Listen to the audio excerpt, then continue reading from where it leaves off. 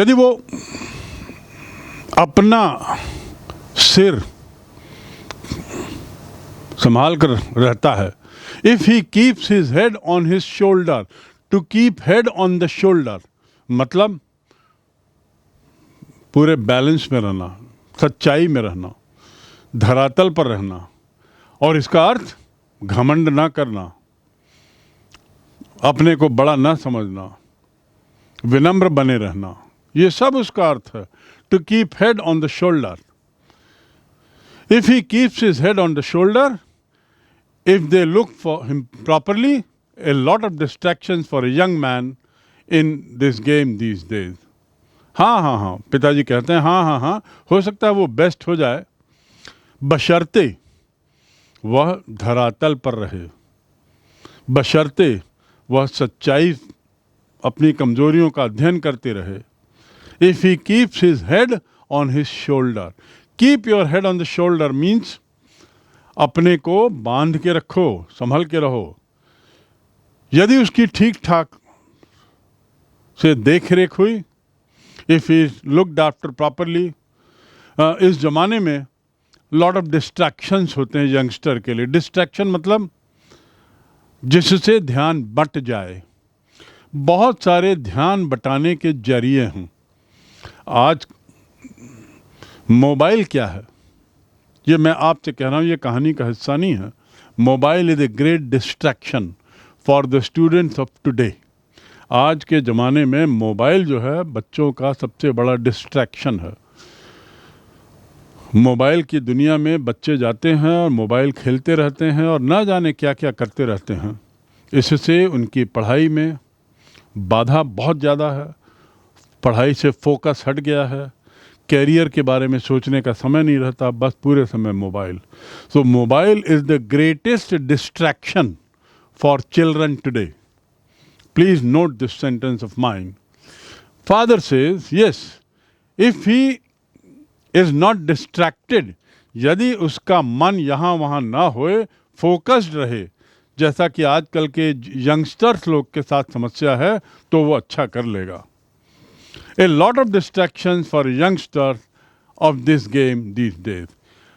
जवान लोगों के लिए, यंग लोगों के लिए, इस उम्र के लोगों के लिए बहुत सारे डिस्ट्रैक्शंस हैं जो आकर्षित करते हैं, विचलित करते हैं, और यदि इस आकर्षण में चले जाएं तो यंगस्टर लोग अपने मार्ग से भटक जाएंगे। यदि ये भटके नहीं, ये मतलब कैसी, यदि ये ना भटके तो फिर ये अच्छा तो कर लेगा। हो सकता है टॉम फिनी से भी अच्छा खिलाड़ी हो जाए। इस पर जवाब आता है, he'll be all right. He is with the best team in the world. चिंता मत, वो बिल्कुल ठीक रहेगा। ये सब सोफी बोल रही है। वो तो बेस्ट टीम के साथ है अभी, तो बेस्ट टीम के साथ है तो निश्चित रूप से वो अच्छा करेगा, अच्छा सीखेगा। तो पिताजी कहते हैं he is very young yet. Yet मतलब अभी भी वो बहुत छोटा है, उम्र में बहुत छोटा है। तो उस पर सोफी कहती he is older than I am, मुझसे तो बड़ा है। Too young really for the first team. इस पर जवाब आता है लेकिन फर्स्ट टीम के लिए बहुत छोटा है। फर्स्ट टीम मतलब वहाँ पे आयरलैंड में और बड़े बड़े क्लब्स के 2-3 लेवल की टीम होती है, ABC, top level, middle standard team and the first standard team. Lowest standard की टीम का स्टैंडर्ड भी दुनिया के बेस्ट क्लब के स्टैंडर्ड जैसा होता है, लेकिन ये जो ए स्टैंडर्ड, जो फर्स्ट स्टैंडर्ड टीम है, उसमें नए खिलाड़ियों को लिया जाता है। फिर वो बहुत अच्छा करने लगते हैं तो उनको प्रमोट करके सेकंड स्टैंडर्ड टीम में, और फिर बाद में तो टॉप स्टैंडर्ड टीम में आ जाते हैं। सो इस द फर्स्ट स्टैंडर्ड टीम में है। Too young for the first team, बहुत छोटा है अभी, फर्स्ट टीम के लिए भी बहुत छोटा है। और फर्स्ट टीम मतलब टॉप टीम, फर्स्ट टीम के लिए बहुत छोटा है। You can't argue with this sort of ability. ऐसी क्षमता के साथ आप आर्ग्यू नहीं कर सकते, ऐसा कहना रहेगा। यू कांट आर्ग्यू, एबिलिटी मतलब क्षमता। ऐसी क्षमता, सॉर्ट मैंने प्रकार, ऐसी क्षमता के लिए आप आर्ग्यू नहीं कर सकते, बहस नहीं कर सकते। और फिर सोफी आगे कहती, he is going to buy shop. Sophie said from the table. अब सोफी कहती वो एक दुकान खरीदने वाला है। टेबल में बैठे बैठे कह रही, he is going to buy shop. Her father grimaced. ऐसा जैसे ही पिताजी ने सुना तो उनके पिताजी के चेहरे की झुर्रियाँ, उन्होंने चेहरे को एक तरीके से गुस्से के रूप में रखा। ग्रिमेस करना मतलब भुनभुनाना, व्यथित दिखने लगना। His father grimaced. Where would you hear that? तुमने कहाँ सुना है सब? तो सोफी क्या बोलती है? ही टोल्ड मी सो। उसने मुझे कहा है ऐसा। ये सब क्यों हो रहा है? कल्पना की उड़ान। सोफी अभी भी कल्पना की दुनिया में है। पिताजी जब कह रहे हैं कि टॉम फिनी के फ्रेंड को मैं जानता हूं, तो उसके बाद फिर वापस कैसी की कहानी पर आ जाती है सोफी, और फिर वही बात बताती है कि अच्छा खिलाड़ी है, दुनिया का बेस्ट खिलाड़ी है। इतनी छोटी बच्ची, और ये खिलाड़ी भी इतना यंग है, उसके बावजूद ये कहती है कि she is the best in the he is the best in the world, he is with a team. तो पापा कहते हैं कि he is too young for a team, for the top team. Still she says whatever it may be, he is playing with the best team, so he'll be the best in the world. ये सब क्योंकि कैसी जो है वह इस लड़की का एक तरीके से हीरो है, एक तरीके से उसका नायक है। हम में से बहुत लोग देखे होंगे, जो कई बच्चों को देखा होगा, जो लोग किसी व्यक्ति, किसी लड़की, किसी महिला, किसी पुरुष के दीवाने हो जाते हैं। ये जो दीवानापन है वो यहाँ पे झलक रहा है, और किशोरावस्था की ये एक बहुत बड़ी बीमारी है। इस बीमारी के कारण युवा वर्ग के लोग, एडोलेसेंट लोग अपने रास्ते से भटक जाते हैं। They forget their main aim in life. पढ़ाई से विचलित हो जाते हैं, व्यथित होने लगते हैं, और नायक या नायिका को पाने के लिए कुछ भी कर बैठने के लिए तैयार रहते हैं। और कई बार इसीलिए आत्महत्याएं जैसे हादसे भी हम सुनते हैं। So this story is about that. Father grimaced. जैसी लड़की ने कहा, सोफी ने कहा कि वो पापा वो दुकान भी खरीदने जा रहा है। अब ये अचानक दुकान खरीदने वाली बात कहाँ से आ गई, और वो भी सोफी जैसी छोटी लड़की को कैसे पता है? तो पिताजी भी बड़े व्यथित हो गए, विचलित हो गए, नाराज हो। ये सब क्या बोल रहे हो तुम? किसने कहा कि वो दुकान खरीद रहा है? इस पर सोफी बोलती, उसने मुझे कहा। ही मटर्ड समथिंग इनऑडिबल। ऐसा सुनने पर जब सोफी ने कहा कि उसने मुझे कहा ऐसा, तो पिताजी कुछ बुदबुदाने लगे।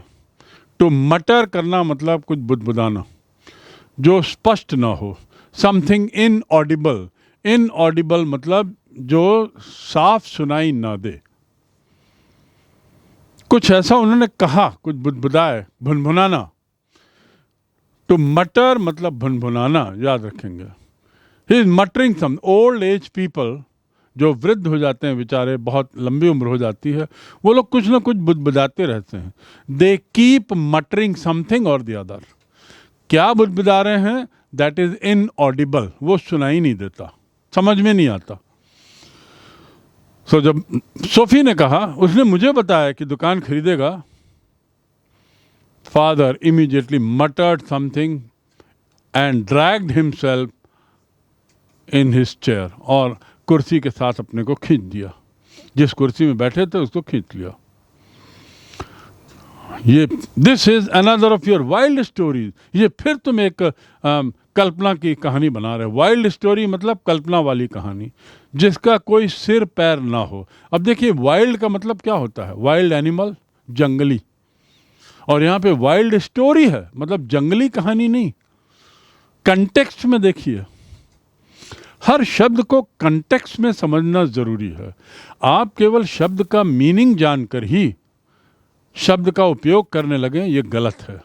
आपको मीनिंग जानना है, और जो मीनिंग आपने जाना है उस मीनिंग का कंटेक्स्ट भी जानना चाहिए। अर्थात हर शब्द को मीनिंग जानने के बाद उसका वाक्य आपको पढ़ना चाहिए, वाक्य बनाना चाहिए, तब जाके आप सही शब्द का उपयोग सही जगह पर करेंगे, अन्यथा बहुत गलत हो जाएगा। I have interest in football, मुझे फुटबॉल में रुचि है। And bank gives 5% interest on this money, और बैंक 5% ब्याज देता है पैसे पर। यहाँ इंटरेस्ट का अर्थ देखिए ब्याज, और दूसरे इंटरेस्ट का अर्थ हो गया मनी। कंटेक्स्ट बदल गया, शब्द वही। अब आपने एक ही मीनिंग पढ़ा, इंटरेस्ट मतलब ब्याज, केवल यही एक मीनिंग मालूम है। अब आप उसका वाक्य बना रहे हैं, I have interest in studies, और यहाँ इंटरेस्ट का अर्थ आप बोलेंगे ब्याज, पढ़ाई में मुझे ब्याज, ये सब गलत हो जाता है। इसलिए इस कहानी के माध्यम से the writer want to teach you, make you understand that every word must be learned in context. किस संबंध में बोला गया है ये समझना जरूरी है। तो यहाँ पर देखिए, now father मटर्ड something which was not clear what he said and dragged himself in his chair. Drag करना मतलब खींचना, टू ड्रैग, ड्रैग करना मतलब खींचना। टेबल को खींच दो, ड्रैग द टेबल। पेटी खींच दो, ड्रैग द पेटी। फ्रिज को खींच दो, ड्रैग द फ्रिज, वो ड्रैगिंग। और फिर उसके बाद गुस्से में बोलते हैं, this is another of your wild stories. Wild story मतलब जंगली कहानी नहीं, वाइल्ड स्टोरी मतलब फंतासी कहानी, अपनी बनी बनाई कहानी, सपनों की कहानी। ये फिर तुमने एक और एक ऊँट पटांग कहानी बना दी, ये तुम्हारी अपनी एक बनी बनाई कहानी है, ऐसा पिताजी ने कहा। इतने में जॉफ क्या कहता है, oh papa, she met him in the arcade, ये तो उससे आर्केड में मिली है। आपको याद है ना, जॉफ ने पूछा था सोफ़ी से कि तुम्हारी मुलाकात कहाँ हुई, तो उसने कहा कि रॉयस में जब मैं कपड़े देख रही थी तो आर्केड में मिला। सरप्राइजिंगली वही बात यहाँ पे अब जॉफ पापा को बता रहा है सोफ़ी के बारे में, और कहता है she met him in the arcade and told him I have seen him, और उसने कहा कि मैंने देखा है। ऐसा सुनने पर पिताजी ने ताना मारा, पिताजी ने कड़वाहट से कहा, one of these days you are going to talk yourself into a load of trouble. Load मतलब वजन, और लोड ऑफ ट्रबल मतलब समस्याओं का भंडार खड़ा कर दोगे, अंबार। Load of trouble, load of money, पैसे का भंडार। And this is heavily loaded, truck is heavily loaded, truck भरा हुआ है, सामान से भरा हुआ है।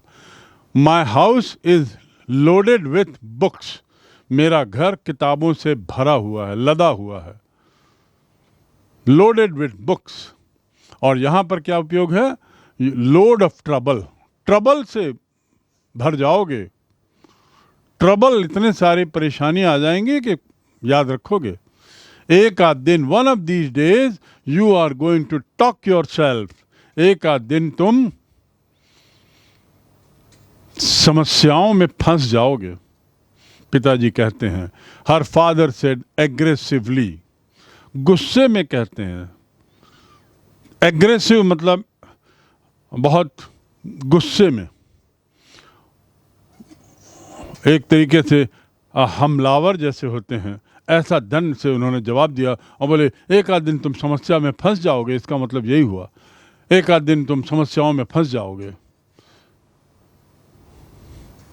जॉफ knows it's true, don't you Joff? ऐसा सुनने पर अब सोफी जो है वो जॉफ की ओर मुड़ती है और कहती है, जॉफ तुमको मालूम है कि ये सच है? नहीं जॉफ, मालूम है ना तुमको? Joff knows it, it's true, don't you जॉफ?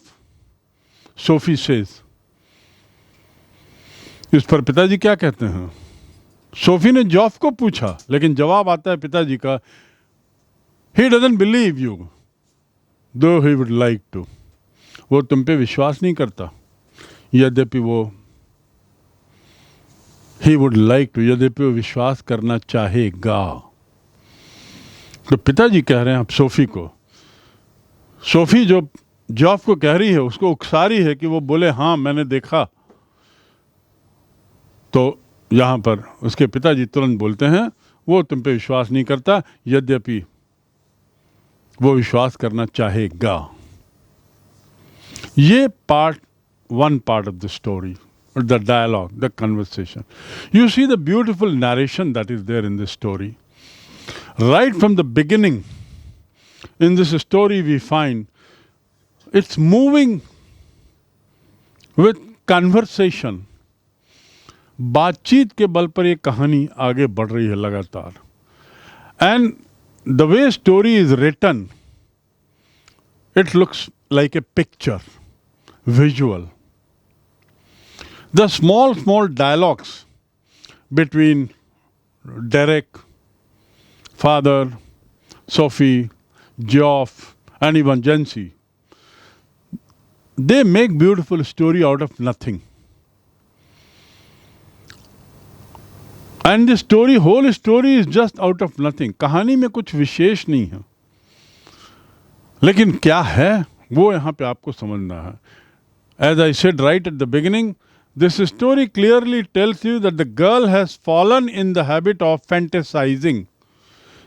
कहानी में क्या है, इस कहानी में पता लग जाता है इस भाग को पढ़ते पढ़ते कि जो लड़की है सोफी, वो किसी एक कल्पना की दुनिया में चली जाती है. जब तब कल्पना की उड़ान करती है, जब तब उसकी एक अपनी अलग दुनिया है और वो किशोरावस्था में है. And she is a teenager, she is adolescent age. और इस उम्र में क्या क्या हरकतें लोग करते हैं उसका ये बड़ा एक नमूना उदाहरण है. कैसे समय बर्बाद करते हैं उसका भी एक उदाहरण है. With this now we come to the second part of the story. The table lamp cast an amber glow across her brother's bedroom wall.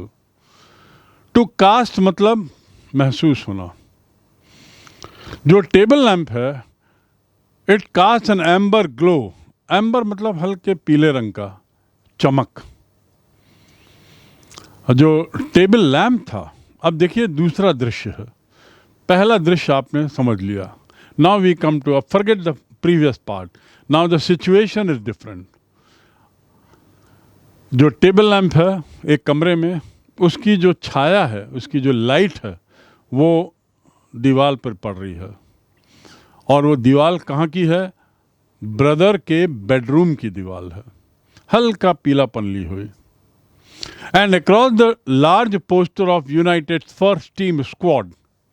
और उसके ठीक सामने क्या है? एक बहुत बड़ा पोस्टर है. किसका? यूनाइटेड क्लब, जो फुटबॉल की दुनिया के सर्वश्रेष्ठ क्लबों में से एक है. उस क्लब के खिलाड़ियों की फोटो है. And the row of coloured photographs beneath. और उस पोस्टर के नीचे बहुत सारे रंगीन फोटोग्राफ हैं. बीनीथ मतलब नीचे. Beneath the table is my book. Table के नीचे एक किताब रखी है. I am sleeping beneath the पलंग, बिलिंग द कॉट. मैं पलंग के नीचे सो रहा हूं.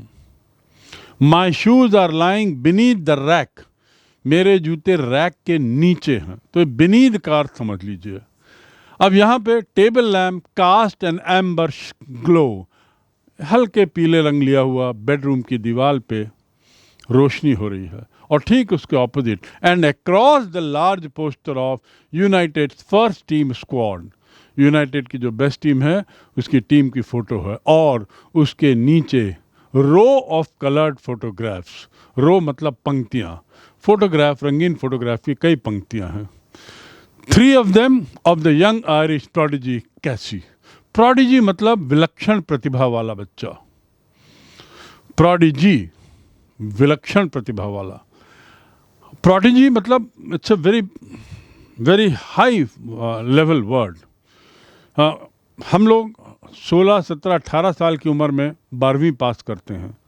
ऐसे कुछ उदाहरण हैं जहाँ पे कुछ बच्चों ने 10 वर्ष की उम्र में, 11 वर्ष की उम्र में 12वीं पास कर लिया. सच चिल्ड्रन आर कॉल्ड प्रोडिजी। ऐसे कई बच्चे हैं जो उम्र में तो बहुत कम है पर बहुत बड़ी बड़ी बातें करते हैं। बड़ी बात से मतलब विद्वत्ता की बातें, साइंस की बातें, अंग्रेजी के हजारों लाखों शब्द की स्पेलिंग वो बता सकते हैं। ऐसे लोग कहलाते हैं प्रोडिजी। सो यहाँ पर उस 3 रो में प्रोडिजी की फोटो थी। वो प्रोडिजी कौन है? कैसी। And 3 of them of the young Irish prodigy, 3 रोज ने 3 फोटो उसमें से आयरिश प्रोडिजी की थी जिसका नाम कैसे है। Promise you will tell no one, Sophie said. Nothing to tell is there. वो कहती है कि तुम प्रॉमिस करते हो कि किसी को नहीं बताओगे। सोफी किसको बोल रही है? जॉफ को। जॉफ कहता है nothing to tell is there, कुछ बताने के लिए कुछ है ही नहीं। Promise Joff dad murder me. Promise करो नहीं तो डैड मार डालेंगे मुझे। ये अब सोफी कह रही है जॉफ को। अब देखिए दोनों के बीच में कन्वर्सेशन हो रहा है अलग कमरे में। जॉफ और जॉफ के भाई और जॉफ की बहन सोफी के बीच, अब और कोई नहीं है। और बातचीत क्या हो रही है? Promise you will tell no one, तुम किसी और को तो नहीं बताओगे। Nothing to tell is there, बताने के लिए कुछ है ही नहीं। Promise Joff dad will murder me. Well promise करो, वादा करो कि तुम किसी को नहीं बताओगे। Only if he thought it was true, यदि वो सोचे सच है तो। प्लीज जॉफ, जॉफ प्लीज मत बताना। क्राइस्ट सोफी, वो एक तरीके से प्रॉमिस करता है, क्राइस्ट बोलता है। क्राइस्ट मतलब जीसस क्राइस्ट के नाम से हम बोलते हैं ना, ओह यस, भगवान का नाम लेके हम नहीं बताएंगे। तो ये कहता है Christ Sophie you are still at school, तुम अभी भी स्कूल में पढ़ रहे हो। Cassie must have string of girls. Cassie के पास तो हजारों लड़कियां होंगी। स्ट्रिंग ऑफ गर्ल्स मतलब मैनी गर्ल्स। अब देखिए बात कैसे बदल रही है। और जॉफ कितनी सीरियस, बड़े बच्चों जैसी बातें करता है। जॉफ कहता है कि सोफी तुम अभी स्कूल में पढ़ते हो, नादान लड़की हो स्कूल वाली। कैसे जो है उसके पास तो पता नहीं कितनी लड़कियां होंगी। तो सोफी कहती ना उसके पास नहीं है, नो ही डजंट हैव। वही सोफी अपनी कल्पना की उड़ान में है। How could you know that? He jeered. Jeer करना मतलब थोड़ा एक तरीके से चिल्लाना। How could you know that, कैसे तुम कह रहे हो कि उसके पास कोई लड़की नहीं है? जॉफ ने पूछा। तो सोफी क्या कहती है सुनिए। सोफी से he told me, that's how, उसने मुझे बताया, इसीलिए मुझे मालूम है। कैन यू बिलीव, क्या आप विश्वास कर सकते हैं कि सोफी के पास कैसी आया होगा और उसने बताया होगा, ये बातें हुई होंगी। But the story is very interesting. This is all story about childhood, I mean the adolescent age, जिसको किशोरावस्था कहते हैं, जिसमें हम एक व्यक्ति की पूजा करने लगते हैं, उसके दीवाने हो जाते हैं, उसके पागल हो जाते हैं। सोफी कैसे के लिए दीवानी हो गई थी और ये दीवानेपन का ये उदाहरण है जो यहाँ पे आप सुन रहे हैं। Very interesting talk. Sophie you are still at school, तुम अभी बच्ची हो, उसके पास तो हजारों लड़कियां होंगी। सोफी कहती ना उसके पास कोई नहीं है। जॉफ कहता तुमको कैसे मालूम? तो सोफी कहती है ही टोल्ड मी, उसने मुझे कहा है इसीलिए मुझे मालूम है, दैट्स हाउ। जॉफ कहता है as if anyone would tell a girl something like that. वो तुम ऐसी बात कर रहे हो मानो कोई बताएगा इस तरह की बातें किसी लड़की को। ऐसा करके जॉफ एक तरीके से मजाक कर रहा है कि अरे सोफी तुम कैसी बात कर रहे हो, क्या कोई लड़का किसी को बताएगा कि मेरा किसी लड़की से संबंध नहीं है, समथिंग लाइक दिस, इस ढंग की बात बताएगा। सोफी फिर बोलती यस ही डिड, हाँ उसने मुझे बताया है। He is not like that, ये उस ढंग के लड़कों में नहीं है। ही इज़ क्वाइट, वो चुप रहने वाले लड़कों में, फालतूपना नहीं करता। He is a quite type, ऐसा लड़का नहीं है जो बहुत सारी लड़कियों के बीच में घूमे। उसके लिए तो मैं ही एक अकेली लड़की हूँ, उसने बताया। Not as quite as all that apparently. और फिर उसके बाद जॉब बोलता है, इतना शांत नहीं है जैसा ऊपर से दिखाई देता है। नॉट एज क्वाइट है, अपेरेंटली मतलब ऊपर से जो दिखाई दे। Apparently he is a good boy but inside he is bad. Apparently the shop looks good, बाहर से दुकान अच्छी दिख रही है, अंदर कैसी है नहीं मालूम। Apparently the shop look good but what is there inside God know. So apparently मतलब बाहर से, ऊपर से। Apparently he is a very simple boy but heart, inside heart he is bad. ऊपर से तो अच्छा दिखता है। अपेरेंटली ही टॉक स्वीट, वो ऊपर से तो मीठी मीठी बातें करता है बट अंदर बहुत कड़वा है। तो अपेरेंटली का अर्थ होता है ऊपर से, बाहर से। तो जॉब तुरंत कहता है,